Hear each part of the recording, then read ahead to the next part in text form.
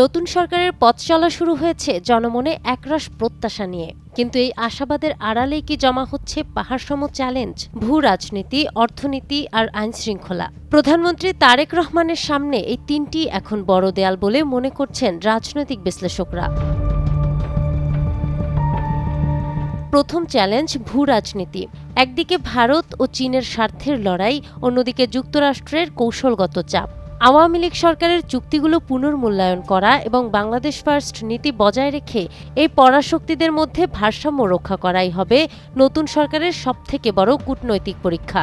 বিশেষ করে মিয়ানমার সীমান্ত ও রোহিঙ্গা সংকট পরিস্থিতিকে আরও জটিল করে তুলছে। দ্বিতীয়ত, অর্থনীতির ক্ষত সারাতে হবে দ্রুত।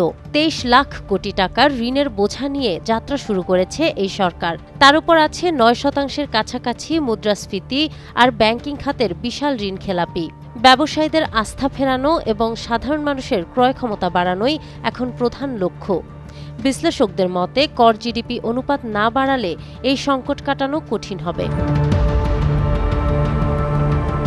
তৃতীয় এবং সবচেয়ে দৃশ্যমান চ্যালেঞ্জ আইনশৃঙ্খলা। গত ১৮ মাসের অস্থিরতায় পুলিশের চেইন অব কমান্ডে যে ফাটল ধরেছে তা এখনও পুরোপুরি জোড়া লাগেনি।